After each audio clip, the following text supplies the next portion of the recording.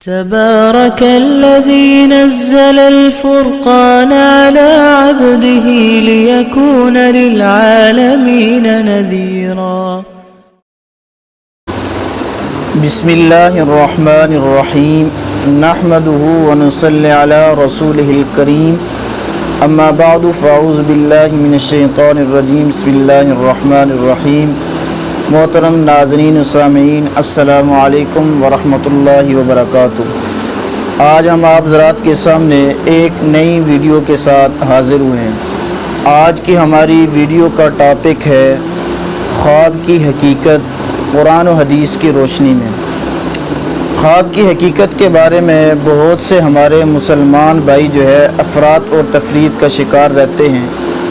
کچھ سیکولر قسم کے مسلمان، مغربی طبقے سے متاثر شدہ مسلمان ایسے ہیں جو خواب کی حقیقت سے بالکل انکار کر دیتے ہیں. کہتے ہیں جی خواب کچھ بھی نہیں ہے، یہ ایک وہم ہے، گمان ہے، یہ خیالات ہیں، ان کی کچھ حقیقت نہیں.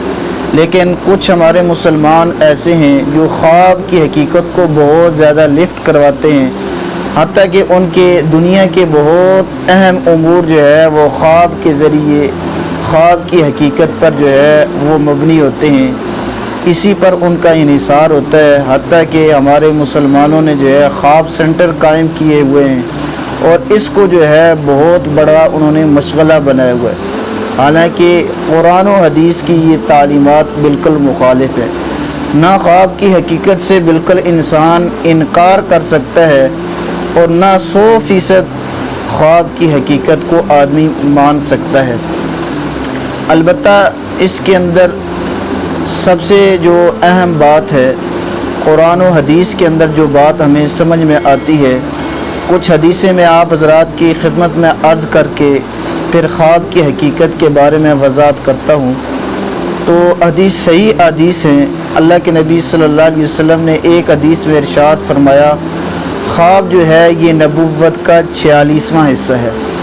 اور ایک روایت ہے آپ صلی اللہ علیہ وسلم نے فرمایا کہ خواب جو ہے نبوت کا 40واں حصہ ہے. اور ایک اور روایت جو ان دونوں روایتوں کی تشریح کرتی ہے، آپ صلی اللہ علیہ وسلم نے فرمایا لم یبقى من النبوۃ الا المبشرات. نبوت یہ باقی نہیں رہی، البتہ مبشرات جو ہیں یہ باقی ہیں، خوشخبریاں باقی ہیں.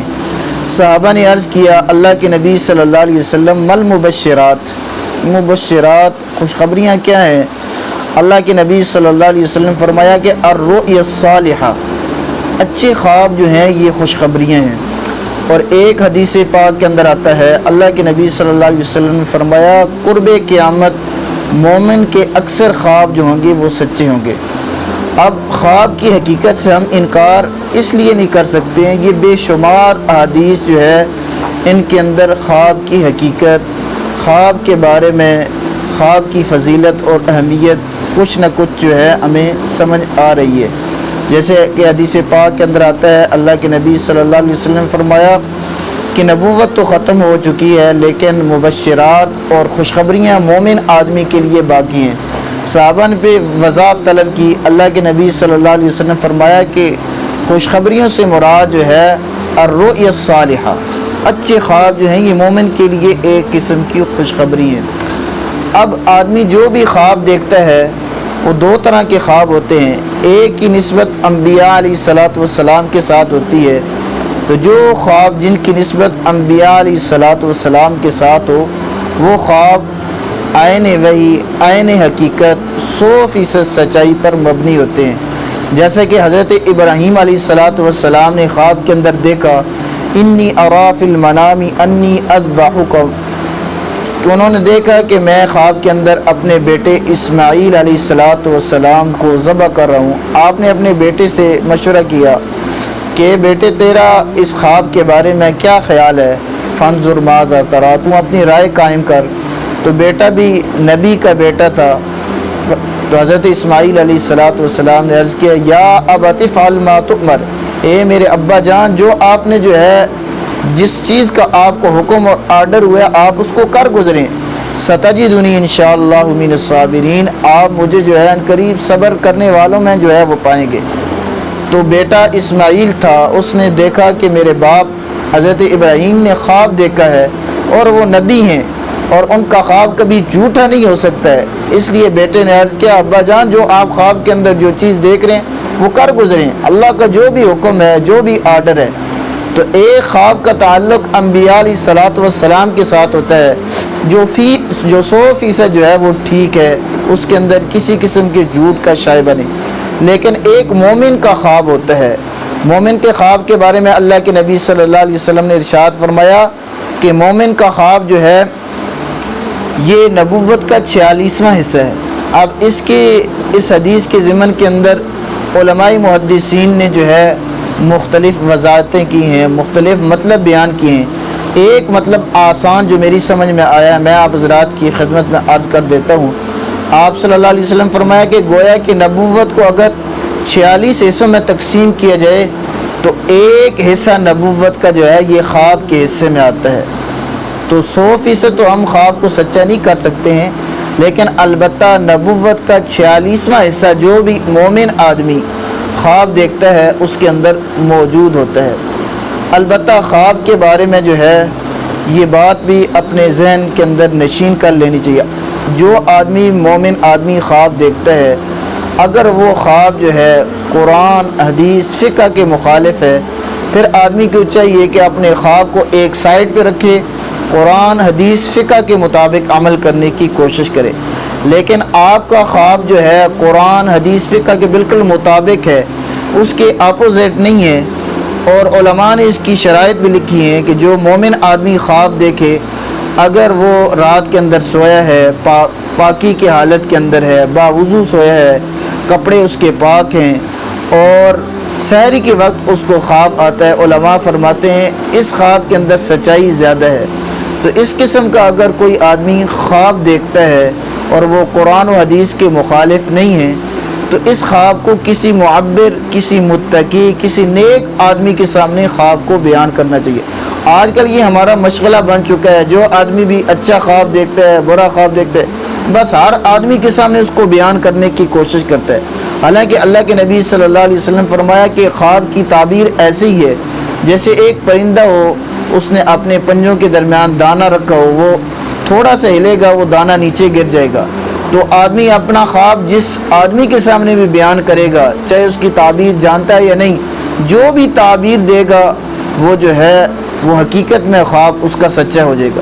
اس لیے میری آپ تمام ناظرین و سامعین سے گزارش ہے، آپ جو ہے اپنے خوابوں کو دیکھیں کسی نیک آدمی کے سامنے۔ اچھا خواب ہے کسی نیک متقی اور صالح آدمی کے سامنے اپنے خواب کو بیان کیا کریں، ہر آدمی کے سامنے بیان کرنے کی ضرورت نہیں۔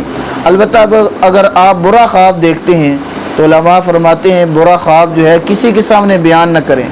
آسان اس کا حل علماء نے لکھا ہے، کوئی آدمی برا خواب دیکھے تو اسی وقت جو ہے اگر رات کو سوتے وقت برا خواب دیکھتا ہے فوراً اٹھ جائے، 3 دفعہ اپنے بائیں طرف جو ہے تھوکے اور ولا حول ولا قوت الا باللہ یہ کلمات پڑھے، اور اس کے بعد جو ہے اپنا خواب کسی کے سامنے جو ہے ذکر نہ کرے۔ نیک خواب ہے، اچھا خواب ہے، متقی آدمی کے سامنے، عالم کے سامنے وہ بیان کرنا چاہیے تاکہ وہ اچھی آپ حضرات کو جو ہے تعبیر دے سکے۔ البتہ اس کے اندر ایک غلط فہمی پائی جاتی ہے، بہت سے ہمارے مسلمان جو ہے مشاہدات کو چھوڑ دیتے ہیں اور اپنے بڑے بڑے فیصلے جو ہیں وہ خواب کے ذریعے سے کرتے۔ اس کی ایک مثال میں بیان کر کے اپنی بات کو ختم کرتا ہوں۔ مثلا کسی آدمی کا کریکٹر وائز کوئی آدمی ٹھیک نہیں ہے، آپ کو پتہ بھی ہے یہ آدمی جو ہے نشہ کرتا ہے، مثلا سگریٹ پیتا ہے یا ہیروئن استعمال کرتا ہے یا شراب پیتا ہے، لیکن خواب کے اندر اگر کسی آدمی کو اس آدمی کا اچھا چہرہ آ جائے اور نیک اور صلحاء والا وہ لبادہ اوڑھ کر آ جائے، اب کوئی آدمی اس پر وہ فیصلہ کر دے میں نے اپنی بیٹی کا رشتہ فلاں آدمی کو دینا ہے، حالانکہ مشاہدات کہہ رہے ہیں یہ آدمی ٹھیک نہیں ہے، کریکٹر وائز ٹھیک نہیں ہے، تجربات سے یہ بات ثابت ہے، تو اس آدمی کو چاہیے، حالانکہ حدیث کی بھی تعلیم ہے کہ آدمی کو چاہیے جب کہ اپنی بیٹی کا رشتہ کسی کے ساتھ طے کرے اس کے ایمان اور اخلاق کو دیکھنا چاہیے۔ اب یہ آدمی جو ہے اگر ایمان اور اخلاق کے اعتبار سے کریکٹر وائز یہ ٹھیک نہیں ہے تو اس آدمی کو چاہیے قرآن و حدیث کو سامنے رکھے اور مشاہدات کو سامنے رکھے، البتہ جو ہے جو اس کو خواب آیا پھر اس سے انکار کر دے، اس کی حقیقت کو تسلیم نہ کرے۔ البتہ اگر نیک اور اچھا خواب آتا ہے اور حقیقت بھی اس کی جو ہے داد دے رہی ہے، قرآن و حدیث کے مخالف بھی نہیں ہے، پھر مومن ایسا آدمی جو ہے، ایسا خواب مومن آدمی کے لیے خوشخبری ہے۔ تو آپ حضرات کو یقیناً خواب کے حوالے سے میری گفتگو جو ہے وہ سمجھ آ چکی ہوگی۔ آپ حضرات کو اگر یہ دینی معلومات، یہ دینی آج کا جو ہے ٹاپک اگر سمجھ آ چکا ہے تو آپ اس کو زیادہ سے زیادہ لائک کریں، شیئر کریں اور ہمارے چینل کو سبسکرائب کریں تاکہ ہر آنے والی ویڈیو جو ہے آپ تک بر وقت پہنچ سکے۔ اللہ تبارک و تعالی ہمیں خواب کی حقیقت صحیح معنوں میں قرآن و حدیث کی روشنی میں سمجھ کر اس پر عمل کرنے کی توفیق عطا فرمائے۔ وآخر دعوانا الحمدللہ رب العالمین۔